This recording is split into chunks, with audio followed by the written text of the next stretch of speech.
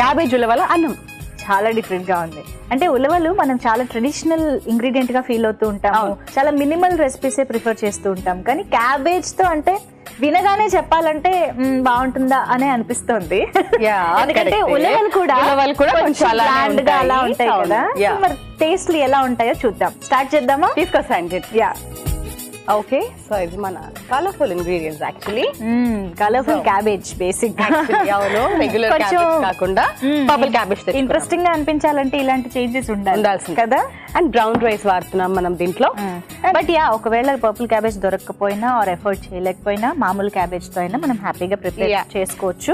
Actually మనకి అన్ని చోట్ల కూడా దొరుకుతున్నాయి పర్పుల్ క్యాబేజ్ కూడా. చక్కగా సాలెడ్ కోసం చాలా మంది తెచ్చి చేసుకుంటున్నారు. అలా తెచ్చినప్పుడు కూడా మనం ఇలాంటి రెసిపీస్ లో కూడా ఇంక్లూడ్ చేసుకోవచ్చు. బికాస్ పర్పుల్ క్యాబేజ్ అంటే ఓన్లీ సాలెడ్స్ కి మాత్రమే వాడతారేమో అనుకో చాలా మంది అనుకుంటూ ఉంటారు. అందుకని ఇలాంటి రెసిపీస్ లో కూడా ఇంకా బాగా వర్కౌట్ అవుతుంది. సో ఉలవలు క్యాబేజ్ ని మిక్స్ చేయడానికి మేబీ నాకు తెలిసి ఒక మంచి మీడియం లా మష్రూమ్స్ పనిచేస్తాయని అనిపిస్తుంది. బికాస్ టేస్ట్ అటు క్యాబేజ్ కైనా ఉలవలకైనా ఈవెన్ గా సూట్ అవుతుంది కాబట్టి this is the wise option. అంతే. సో బేసిక్ గా ఇలాంటి ఒక మ్యాజిక్ మనం తెలుసుకోగలగాలి, అప్పుడు ఎలాంటి కాంబినేషన్స్ అయినా మనం ట్రై చేయొచ్చు. అంటే అన్ని రెసిపీస్ లో ఉల్లిపాయలు టొమాటోలు రెగ్యులర్ గా వేసుకుంటూ ఉంటాము.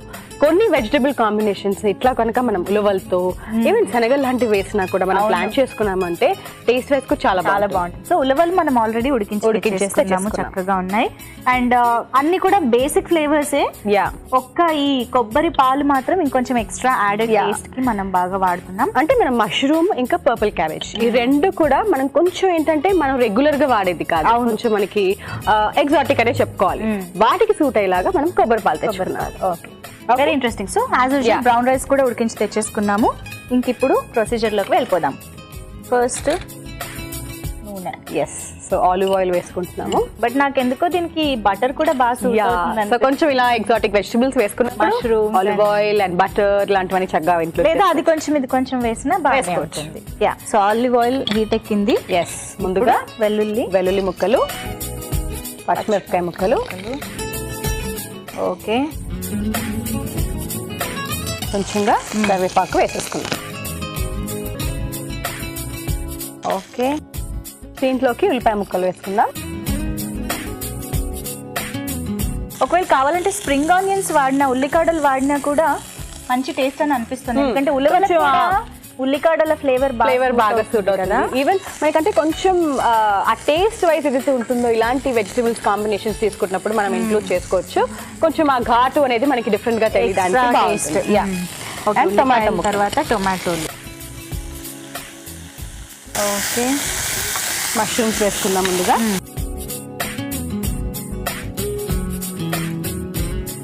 తర్వాత పర్పుల్ క్యాబేజ్. దీంట్లో మన ఫ్లేవర్స్ వేసుకున్నాం ఇప్పుడు. సో రెసిపీకి సరిపడా ఉప్పు. క్యాబేజ్ కూడా మరి ఎక్కువ క్వాంటిటీ అని కాకుండా కొంచెం ఈక్వల్ గా వేసుకుంటాం అంతే. అండ్ ఎక్కువగా మరి మెత్తగా వండుకోకర్లేదు, లైట్ గా మనం మగ్గించుకుంటే సరిపోతుంది. ధనియాల పొడి, ఉప్పు, పసుపు, ధనియాల పొడి వేసేసుకున్నాము. ఇప్పుడు కారం కూడా వేసేసుకున్నాం. అండ్ ఇప్పుడు ఐ థింక్ ఓన్లీ వేగడం వరకు మనకు సరిపోతుంది. మనం ఏమి వాటర్ వేసి ఉడికించక్కర్లేదు. బికాస్ క్యాబేజ్ లో మష్రూమ్ లో మనకి కావాల్సినంత మాయిశ్చర్ ఉంటుంది, టొమాటోస్ లో కూడా మాయిశ్చర్ ఉంటుంది కాబట్టి చక్కగా కుక్ అయిపోతుంది. బట్ యాక్చువల్గా మనం చాలాసార్లు అనుకుంటుంటాం లో హీట్లో స్లో కుకింగ్ చేసుకుంటే చాలా మంచిది హెల్త్ అని. బట్ చైనీస్ వర్షన్ దానికి కాంట్రాస్ట్ గా ఉంటుంది. ఎప్పుడు హై హీట్ లో గబ్బ వేయించేస్తాం, అందులో క్యాబేజ్ కూడా ఒకటి, అండ్ మనకు అలాగే నచ్చుతుంది కూడా.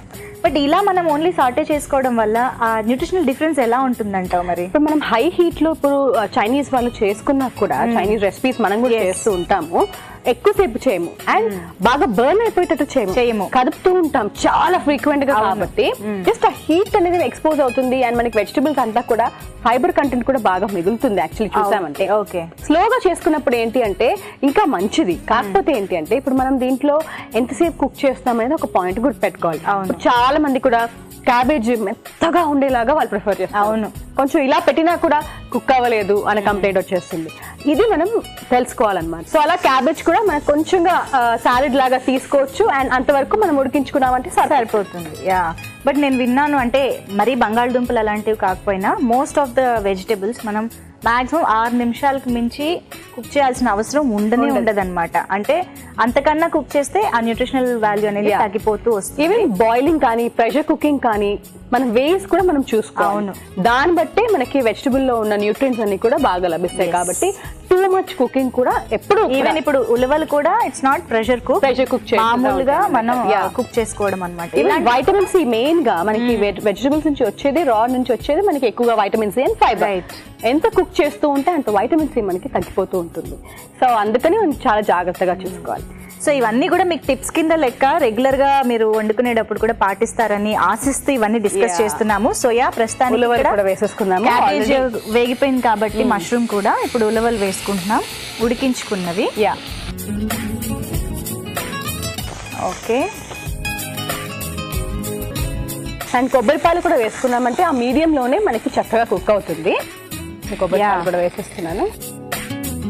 ఓకే, అయితే ఇప్పుడు ఇది మనకి కాస్త కుక్ అవ్వాలి. సరే, ఓకే అండి. సో చూసారు కదా ఇప్పటి వరకు ప్రొసీజర్. అయితే మనకి చక్కగా మసాలాలతో పాటు ఉలవలు ఇంకాస్త అవన్నీ అబ్జార్బ్ చేసుకుని టేస్టీగా మారిపోతాయి. ఉలవలు చాలా మంది ఇష్టంగానే తింటూ ఉంటారు, కానీ ఎప్పుడు ఉలవచారు ఇవే ఎక్కువ ప్రిఫర్ చేస్తారు. కానీ ఇవాళ మాత్రం కొంచెం అటు ఇటుగా మనకి నచ్చని వెజిటబుల్ క్యాబేజ్ని కూడా మనం చాలా టేస్టీగా అండ్ బేసిక్గా కొంచెం మసాలాలు ఇవి కూడా బాగానే వేసుకున్నాం, ధనియాల పొడి లాంటివి. కాబట్టి ఓవరాల్గా చాలా టేస్టీ రైస్ రెసిపీ ప్రిపేర్ చేసుకుంటున్నాం. సో బ్రౌన్ రైస్ కూడా వాడతాం ఇప్పుడు, కాబట్టి ఓవరాల్గా కలర్ వైజ్ అయితే ఈవెన్ అయిపోతుంది. ఈవెన్ ఎగ్జాక్ట్లీ, కొంచెం ఉలవలు బ్రౌన్ రైస్ అంతా కలిసిపోతుంది నిజంగా. ఈవెన్ క్యాబేజ్ కూడా మగ్గిపోవడంతో కలిసిపోయింది. ఓకే, ఇంక ఇప్పుడు చక్కగా కొబ్బరి పాలు అంతా కూడా బాగా అబ్జార్బ్ చేసేసి ఫ్లేవర్ అంతా కూడా బాగా పట్టేస్తుంది. కాబట్టి బ్రౌన్ రైస్ కూడా ఇలాంటి వాటికి నిజం చెప్పాలంటే బ్రౌన్ రైసే బాగుంటుంది. మనం బాస్మతి రైస్ లు ఉడికించుకోకుండా ఇది ఇంకా హ్యాపీ. అండ్ టేస్ట్ కూడా యాక్చువల్లీ మనకి బాగా తెలుస్తుంది, అరోమాతోనే మనకు అర్థం అయిపోతుంది కూడా. ఓకే, అయితే సర్వ్ చేసుకుందాం.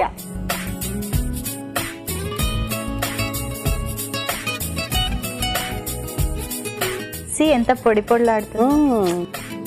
ఉలవలు కూడా మనకి అలానే ఉంటాయి కాబట్టి చక్కగా కలిసిపోతాయి. అంటే ఉలవలు ఉడికించేటప్పుడు కూడా ఓవర్ కుక్ చేయకుండా మనకి ఇలా వచ్చేస్తుంది చక్కగా.